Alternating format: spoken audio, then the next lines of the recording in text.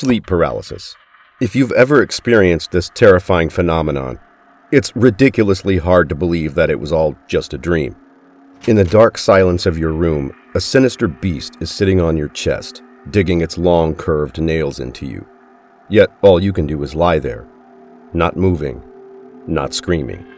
You're at the mercy of the beast.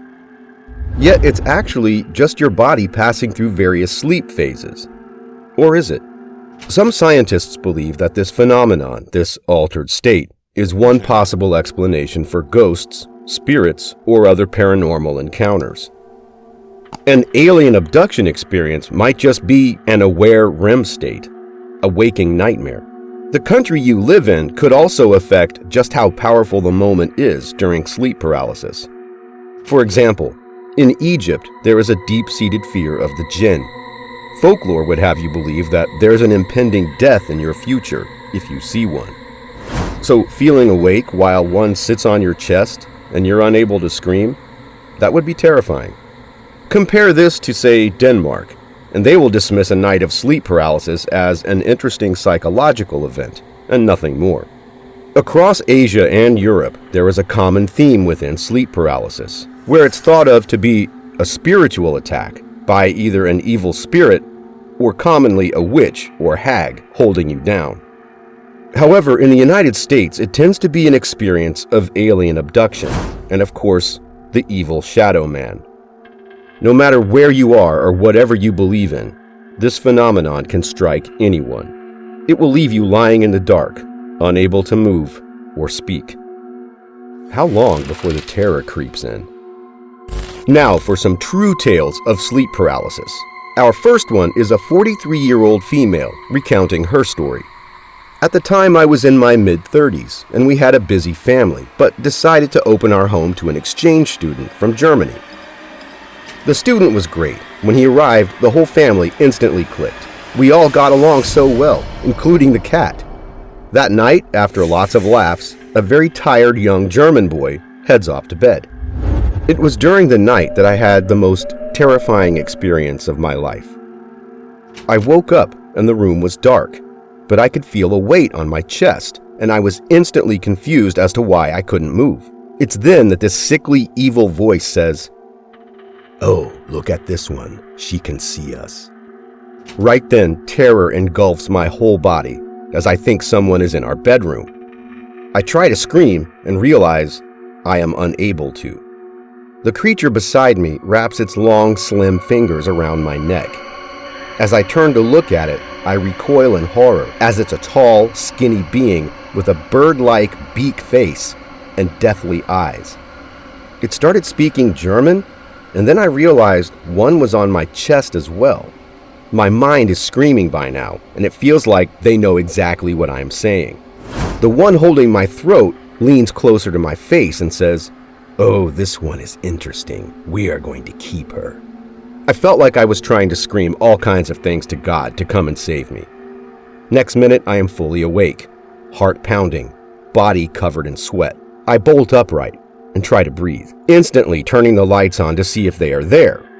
But it's nothing more than our bedroom, a chair with washing on it, and a husband wondering why I have the lights on. Of course, I checked the time, and it was 3:30 a.m. Even retelling this story, I would swear I had some form of evil spirit in my bedroom. Another story, this time from Reddit. My first and only experience was a little less than a year ago. My room was set up so that when I laid in bed, I would see my window first. One night, I woke up randomly, and I was looking at my curtain, which had some black flowers and spirals. My eyes fixated on a specific spiral, and the more I looked at it, the bigger it got. Eventually, it morphed into a dark figure resembling a girl with sharp teeth and brown eyes with red undertones. The figure crept towards me, and that's when I realized I couldn't move or scream. My screams were muffled moans, but I kept screaming, hoping someone would hear me. The figure was on top of me, and I physically felt her biting my arm. That's when I woke up, terrified, and my arm was in pain. These two horrific stories do have a similar pattern. One feels awake. They're unable to move. They feel a presence, And then there's an evil interaction. From all accounts, after a sleep paralysis event occurs, it's generally not a restful night's sleep thereafter. Sleep paralysis is nothing new. This condition has been a feature in many movies and television shows, and it's inspired famous authors. During our lives, between 8 and 50% of all of us will experience some form of sleep paralysis, and about 5% may experience it on more than one occasion. To start with, this phenomenon only happens when you're sleeping. In a nutshell, as you go through the various sleep stages during the night, there are a couple of times when you are at your most vulnerable. The first type of sleep paralysis occurs as you fall asleep. Just when your body is fully relaxing, the heart rate is slowing. Then, bam, you feel a benevolent force holding your body still. And in silent terror, you then realize you're unable to move or scream. This is called hypnagogic or pre-dormital sleep paralysis. Now, for the lucky ones, we normally just fall straight to sleep, body and brain in harmony.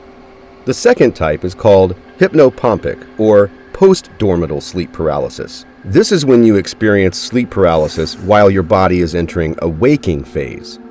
During the night, we move through various sleep cycles. A full 90-minute sleep cycle consists of REM and NREM, non-rapid eye movement. NREM actually takes up 75% of our sleep time.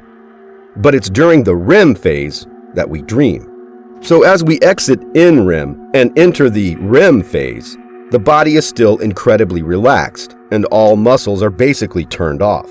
This is the point that sleep paralysis can occur. If you happen to become aware before the REM cycle has finished, you will feel paralyzed and unable to speak, and potentially experience hallucinations. You may or may not be surprised to know that many famous authors have experienced sleep paralysis, and it's been featured in their stories, albeit in a subtle way. Take a look at the beloved Peter Pan stories. Author J.M. Barrie has said that during childhood, he had a bedsheet try to choke him in the night. Plus, there are several instances in his stories where we find characters sleeping, only to find a person or spirit hovering over their bed. For example, Mamie is asleep, but calls out, "What was that?" It is coming nearer. It is feeling your bed with its horns. It is boring for you. Within the horror film genre, there are more than enough films to choose from to scare the living bejesus out of you. But one that strikes a slightly different tone is The Nightmare. This is actually a documentary by Rodney Asher that focuses on real-life experiences with sleep paralysis. As he weaves through the different stories with the magic of film, not only does each experience feel darker and far scarier, it allows you to understand exactly what it would be like to wake up with those dark shadows in the room coming for you, all the while knowing that no one can hear you or help you. Have you ever encountered sleep paralysis? A beast on your chest? Or a dark man in the corner of the room with those red eyes? We would love to hear about it. And on that note, sleep well tonight. Thanks for watching. We'll see you next time.